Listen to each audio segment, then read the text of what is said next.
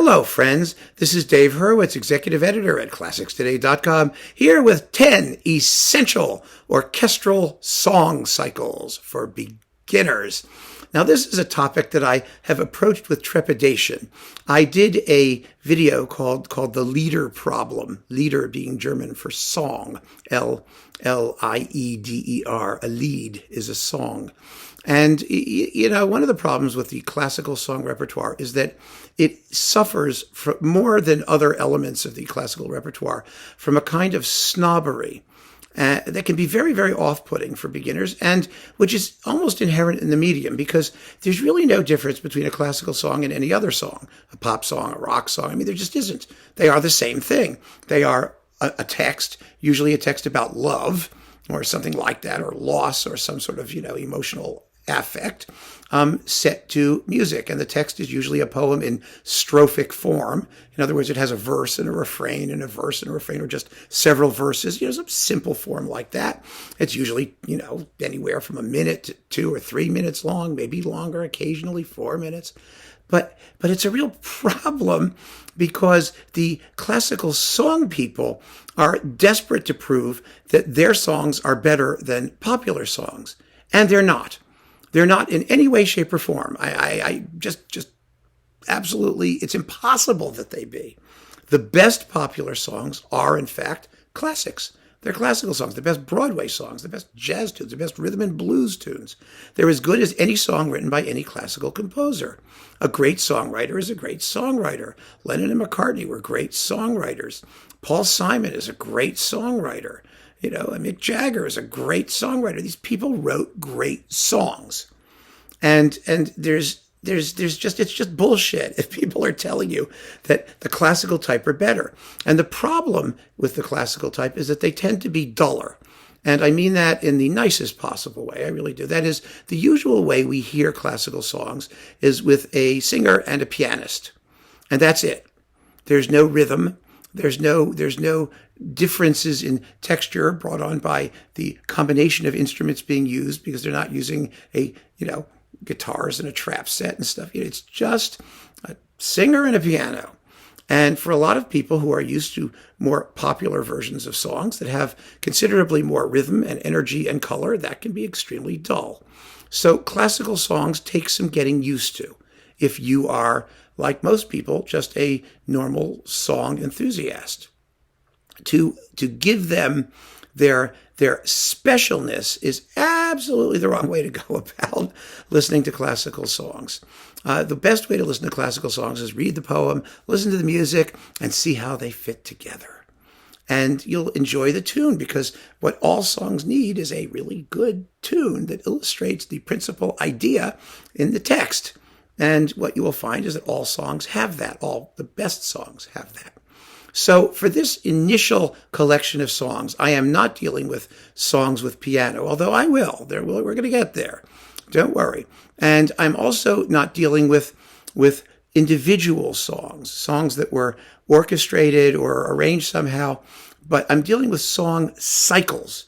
That is, works that were assembled by their composer to have a distinctive narrative thread across several songs, because that makes them somewhat bigger, first of all, than your average individual song, because there's several of them in a group that belong together. That makes it closer to a suite or a symphony or some of the other things we've been talking about. But more significantly, I think that places them in a different realm from most popular songs. Although there are, of course, popular song albums which have consistent ideas that run through the entire album. And the album itself is the equivalent of a song cycle.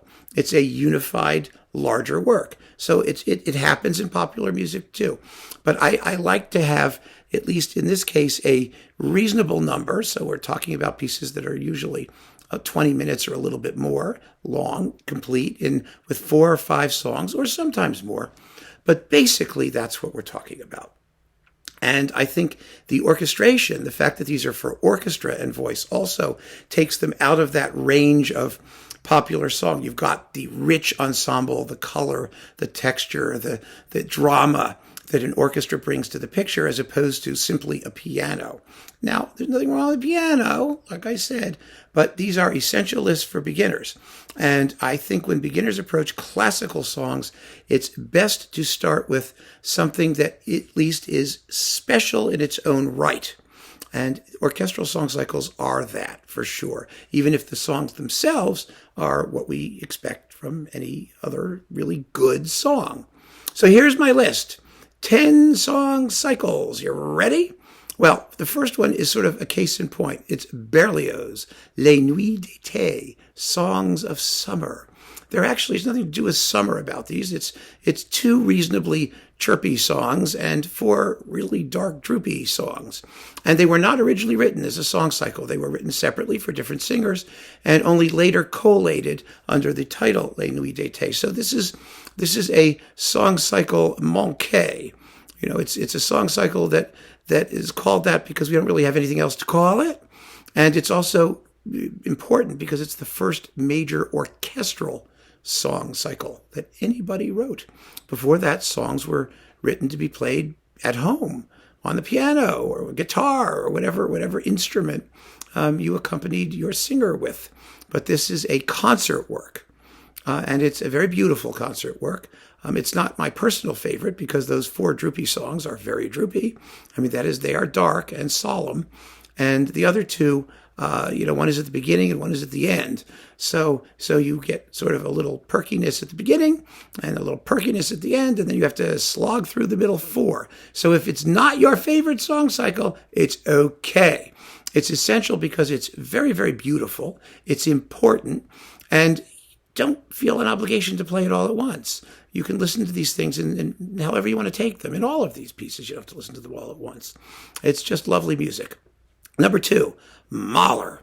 Now, Mahler is one of the all-time great songwriters, and we're talking about his Songs of a Wayfarer, in German, Lieder eines fahrenden Gesellen, Songs of a Wayfaring Lad, basically. And it's a beautiful, beautiful song cycle. It's a guy, he's in love. Initially, he's in love. It's springtime. It's lovely, but his girlfriend has left him, and his love always turns to sorrow because at the beginning, the first song, his love is getting married to someone else. And then in the second one, he's going over the fields, but no, it doesn't work. Going out to nature doesn't do anything. In the third one, he has a flaming dagger in his breast. Blah, like that. And in the fourth one, he's walking down the road, walking away, trying to leave his troubles behind him. And he lays down under a linden tree and goes to sleep to dream of happier things. And the music for this cycle, some of it anyway, was used in Mahler's First Symphony. So it's a natural adjunct to Mahler's First Symphony. And if you know the symphony, you're going to want to hear the songs. And if you know the songs, you're going to want to hear the symphony. And that's why it's a wonderful, wonderful work to get to know for itself and also as an entree into the world of Mahler, whose first symphonies quote from his songs. Actually, most of his symphonies quote from his songs at one point or another. So there's this wonderful relationship that gives you a sense of what the meaning of the abstract orchestral work is, because we often have quite similar music set to a text. And I think that's a wonderful, wonderful, relationship and thing to get into if you're just starting out. It worked for me. It's all I can tell you. Next, Ralph Vaughan Williams, the wonderful British composer. He did a fabulous song cycle called On Wenlock Edge. Now, it exists in 2 versions. There is an orchestral version, and there is a chamber version for tenor and ensemble. Either one is beautiful. I am going with the orchestral version here. It's just so wonderful. On Wenlock Edge, the wood's in trouble. I'm not going to sing it. But it's great. It's absolutely great. It's pastoral poetry. And it's a song cycle. It's about love and nature and that stuff. And it's in Vaughan Williams, English folk pastoral sort of kind of style. And like a lot of these cycles, song cycles seldom end with a bang. They almost never end in triumph. They usually end quietly and reflectively, often in sadness, because so much of these songs are about lost love or lost something, lost innocence, lost childhood. You're always losing things. Lost keys, you lost batteries, whatever you've lost, your shoes, you lose things. And people write songs about that. So On Wenlock Edge is particularly nice if you are an English speaker, because dealing with songs in a foreign language can be somewhat difficult and irritating. And I don't blame you if you are irritated by that. But, if you're French and the song's in French, you're irritated if it's in English. So, you got to just take it as it comes. And we have no choice. After Vaughan Williams, Szymanowski, Love Songs of Hafiz. Now, Szymanowski was a Polish composer who lived in the first decades of the 20th century. His style is extremely voluptuous and exotic. Later, it became somewhat more folksy and rhythmic, but here, the Love Songs of Hafiz, he is really going for the debauch. They are beautifully, beautifully sensual poems, and there's like what, seven, I think, 6 or 7 of them. And they're very short. They're usually like a couple minutes each. They're easy to find. They've been recorded quite a few times, and they are exquisitely beautiful. Oh, my goodness. It's a song cycle that's not as well known as it deserves to be. In fact, quite a few of these are not as well known as they deserve to be. But they all really, really deserve to be, because they're just phenomenal. So the Love Songs of Hafiz is definitely something to look into if you like a really exotic excursion. Beautiful stuff. Then, forget the exotic excursion. We're going back to the UK with Elgar's Hearty Sea Pictures. Yes, absolutely wonderful. The Sea Pictures is a terrific song cycle. It's about the sea, and it's about, striving and love and death, and what songs are about. There's a beautiful song called Where Corals Lie, which is so, so beautiful. It's incredibly, exquisitely lovely, and actually all of them are marvelous, but the last one is called something like From the Swimmers, or The Swimmers, or no, that's what's his name's poem, but it's about a swimmer, and he's swimming, because that's what swimmers do. And it is Marilyn Horne did a masterclass where she talked about this song cycle, and she sang it. She sang it at one point in her career. She said The Swimmers has more words than any other song she'd ever encountered in her life. It's this enormous long poem, and it's like 6 or 7 minutes long, and it's for a big orchestra with an organ and a gong and stuff going, and the guy's swimming. And it has a refrain that sounds just like the main theme of Hello, Dolly. It's ya da da da da da da da da da da da da. That's it. Hello, Dolly. Well, hello, Dolly. It's so nice to have you back where you belong. Well, it's a little different after that. But the first time I ever heard it, I couldn't stop laughing. I'm sorry, because it sounds a lot like Hello, Dolly. But it's really a terrific song cycle, big and rich and beefy and beautiful. After Elgar, let's see what we got. Oh, Ravel, Scheherazade. Now, this usually comes coupled to the Berlioz Les Nuits d'été. So you're going to probably wind up, if you buy CDs, with both of them simultaneously. Scheherazade has 3 songs. Again, it's not Scheherazade, the actual Scheherazade, 1001 Nights, that Scheherazade. It's just called that. The first one is a big, long, really tone poem. It's a travelogue. I'm going to Asia and I'm going to see this. And then there's a huge list of all the stuff that you see in Asia, in every country, every place, in every market, in every library, in every bathroom. It's just a whole thing about, Asia on $100 a day, basically. And it's beautiful. It has this huge, yummy climax. Then there are 2 very short songs, which are about love, more or less, sort of, kind of. And they're completely different in character and very, very intimate and exquisitely beautiful. And it's just this little 3-song tchotchke. And so, very popular 3-song tchotchke. And it's lovely. You should hear it. In fact, go listen to it. There is also an overture, a Scheherazade overture, a fairy overture that Ravel wrote, which is completely unrelated to the song cycle. So don't get them confused. The Scheherazade overture has nothing to do with the song cycle. Nothing at all. So after Ravel, Aaron Copland. the 8 songs of Emily Dickinson. Now, this is one of the great American song cycles. First of all, I love Emily Dickinson's poetry. I mean, I just love it. You know, I'm nobody. Who are you? Are you nobody too? Then there's a pair of us. Don't tell. They'll advertise, you know. It's just sheer poetry's fabulous. But Copland's songs are so perfectly matched to that reticent, great songs are based on words and music that go really well together. And you just can't imagine, a setting of poetry as effective and perfect to the words as Copeland's Dickinson songs. Now, he orchestrated 8 of them. He actually wrote more. There's like a dozen or something. I mean, one of them is, Going to Heaven, that poem? Going to heaven, I don't know when. I can't even read the poem without hearing Copland's music in my head. It's just remarkable how beautifully the two work together. So the Copeland Dickinson songs are a big deal also, for sure.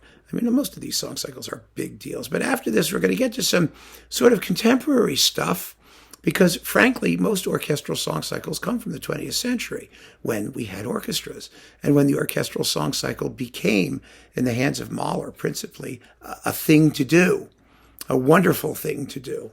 So next, we're talking about Paul Hindemith, the great German composer from the first half of the 20th century. And he did a cycle of poems called Das Marienleben, the Life of Mary, that is the Virgin Mary. An incredibly beautiful, long setting of poetry. There's also a lot of them. And for the song cycle with orchestra, he only orchestrated a small handful of them, I think, 5 or 6 of them. And they make a perfect little group of songs.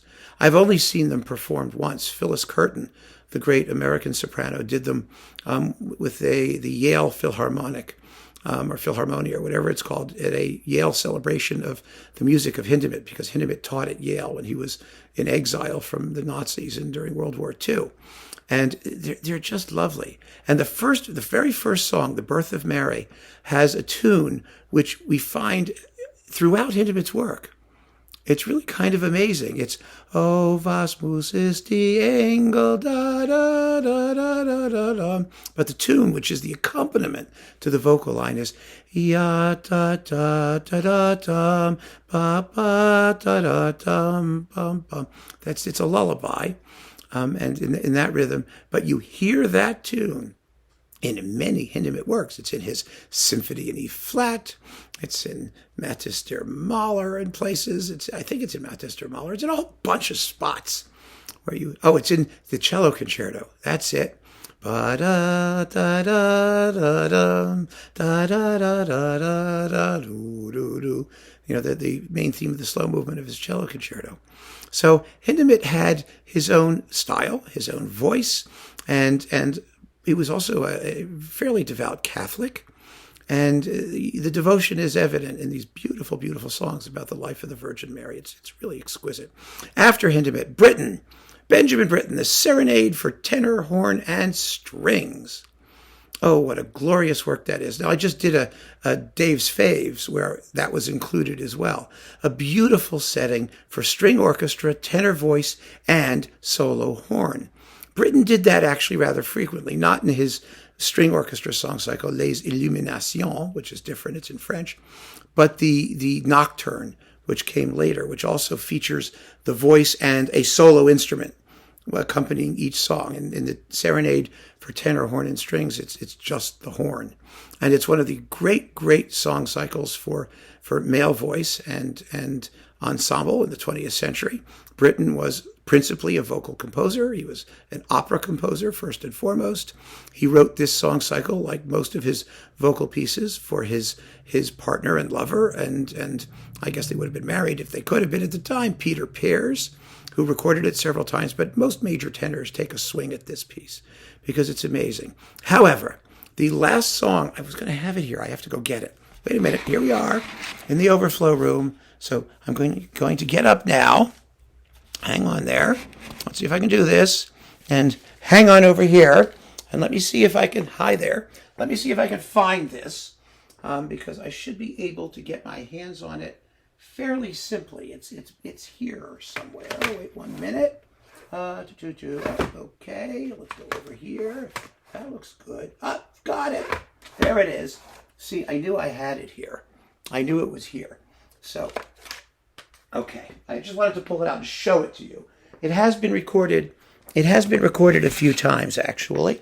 And I just think this is one of the most amazing song cycles of the entire 20th century or before.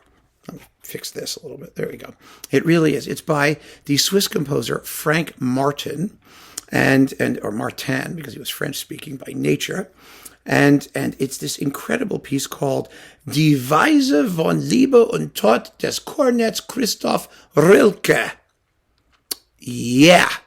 Which means the song of the love and death of Cornet Christopher Rilke. Now, a cornet is a military rank. It's like an ensign or something like that, or a lieutenant or something in that area. And it tells the story of this guy in the 1600s, actually, who goes off to war and learns to love. He learns love and has his sexual collision, and then he's off to battle and he dies in battle. But it's an extraordinary expose on what's going on in his head as he's having these life experiences. And of course, he's young, he's in his 20s, and it's a journey, a wonderful, wonderful journey. And it's such an amazing piece of music. Here's the disc. It's been recorded about half a dozen times. This is my favorite one, and that's why I'm holding it up, because it features the amazing mezzo-soprano, Mariana Lipovshek, or alto, actually, she is. Mariana Lipovshek, here with the ORF Symphony Orchestra under Lothar Zagrosek on Orfeo. Now, this may not be easy to get as a CD now, but it is available as a download. So you can hear it that way. And the poem, it's after the poem by Rilke, who was, a relation to the Coronet in question here a few hundred years later. And the poem is easy to get, and it's been translated, so you can find the words easily enough. This is set for alto and chamber orchestra. And the orchestra is used very, very sparingly. Sometimes there's just the voice with no instrumental accompaniment at all. The words have an unbelievable clarity, and it's in German, so you've got to follow the words. But it is one of the greatest pieces of music I've ever heard in my life. It's it's nearly an hour long, actually, the whole thing. It has 23 songs, 23 short songs, and it's just called Der Cornet. For short. You don't have to worry about the whole Die Weise von Liebe und Tod des Cornets Christoph Rilke, blah, blah, blah, blah, blah. No, you do not have to worry about that. You just call it Der Cornet, and you're in business. That's what I call it in the list down below. So you won't have any trouble finding it. My God, it's a masterpiece. It really is. And again, they say, well, is it for beginners? It's, masterpieces in any form are for beginners. Even songs with piano accompaniment. Ultimately, although I think there's a question of, acclimatization when it comes to those. But yes, a great work. You don't have to worry whether you're beginning or not beginning. If it hits you, it hits you. That's all there is to it. But Der Cornet is an extraordinary piece. The first time I ever heard it, it just blew me away. I had no idea what it was. I had no idea what to expect. I knew who the composer was. I didn't know what the poem was. I didn't know what he did. I don't know why he did it. And I was just dazzled by the beauty of and effectiveness of the setting of each of these beautiful little poems. And again, it's a question of your appreciation for text and the relationship between music and text. And that's what these things are about. And, so I hope you enjoy this tremendously. And I want to add a postlude. I will be doing another talk on songs with orchestra that are not cycles, because I know that even though I ask people not to add to the list and all that, everyone's going to jump up and down and whine and carry on because I didn't include things like Richard Strauss's 4 last songs. I'm telling you now, go listen to Richard Strauss's 4 last songs. It's not a song cycle. They happen to be 4 songs that he died after writing. And didn't, organize or arrange or otherwise say that they belong together as a set, but they're always performed that way. So, they belong elsewhere, as do many other orchestral songs that we will have the opportunity to discuss in a future video, I promise you. But in the meantime, dear Cornet, yay, that'll give you something to do and sink your teeth into when you have time. You need time. It requires time.